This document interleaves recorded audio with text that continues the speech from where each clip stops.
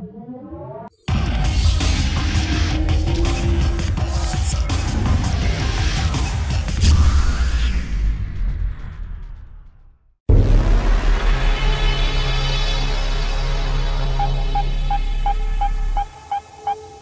Europese editie van de Hack in the Box beveiligingsconferentie, die deze week in Amsterdam werd gehouden, verzamelden zich honderden hackers om bijgepraat te worden over hacking en security. Een van de sprekers was Joe Sullivan, de Chief Security Officer van Facebook. Tweakers.net praatte met hem over beveiliging en privacy. Facebook voerde de afgelopen maanden nieuwe beveiligingsfeatures in. Zo is het mogelijk om two-step authentication aan te zetten. If you go into your account settings on Facebook, you'll see a number of new security features we've launched over the last 6 months or so.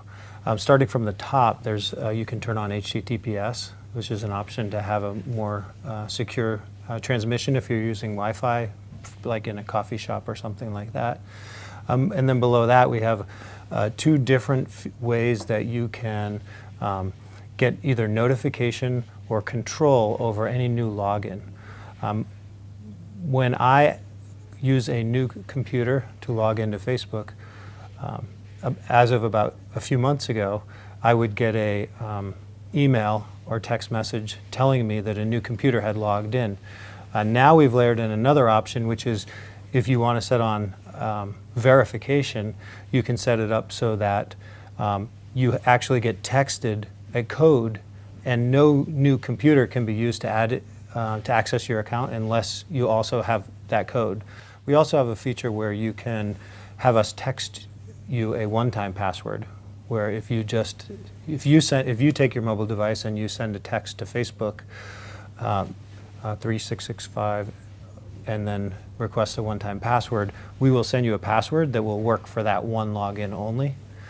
So these are features that allow a person to exercise more control over logins. Sinds enige tijd is het mogelijk om alle Facebook-pagina's via HTTPS te bezoeken. Die optie wordt door zo'n 30 miljoen Facebookers gebruikt. Nog lang niet iedereen dus. We're really pushing hard to have HTTPS available by default. It's our hope to get there by the end of the year. It's an interesting and challenging process for Facebook to implement HTTPS because HTTPS on a single website is one thing, but getting the hundreds of thousands of developers who connect through Facebook to also have HTTPS is another thing. We put out a blog post last week on our developers blog telling all of our developers that they have until October to make their connections HTTPS. Onlangs werd Sony's PlayStation Network gehackt. Persoonsgegevens werden buitgemaakt. Kan een grote, populaire dienst als PSN of Facebook wel worden beveiligd? The bigger you are, the bigger the target you are. And we all know that every day when we get up and come to work. And but at the same time, as a company that has grown and has resources now, we've built a trust relationship with the people who use our service, and there's nothing more important than that. And that's why the company invests so heavily in security and safety. We've built out, I'm really proud of the team we've built out. We've built out an amazing team of, we have malware experts, we have investigative experts, we have engineering teams that are dedicated to security, secure coding. We have a number of different outside auditors who are constantly poking at our site, doing pen testing to try and make sure that we're not vulnerable. Are there going to be situations? Internet security is a constant challenge. That's why we're here at the conference today to learn and to have dialogue about new threats.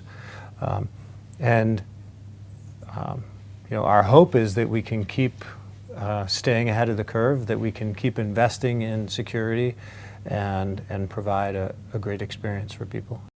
We've been very fortunate that we, even when there have been successful attacks, we've responded well. Probably the most well-known malware that's attacked us is the Kubefface virus, and it required a lot of effort on our part to beat it back. And when you deal with something like that, where you know that there's an organized group of people who's investing heavily in research and development to build a software that attacks your service and the people who use your service, it's your obligation to figure out what is every possible thing we can do to stop that. And so, first we look at how do we recognize it. So our malware team looks at every variation that we come across.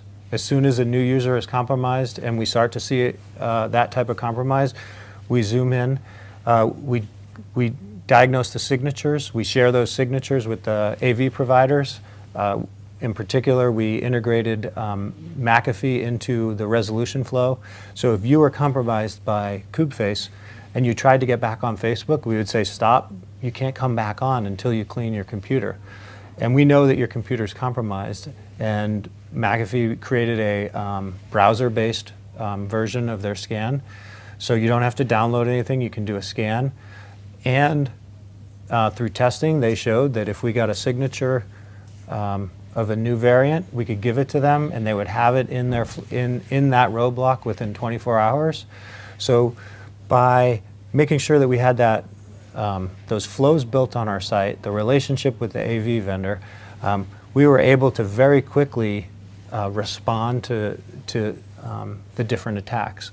At the same time, we had our investigations team look into where is this malware coming from and build a case. And then we talked to the FBI and law enforcement and some other countries and said, this is serious. We've documented the number of users who've been compromised. We've documented the impact on our system and the impact of those people. And we'd like you to go after them.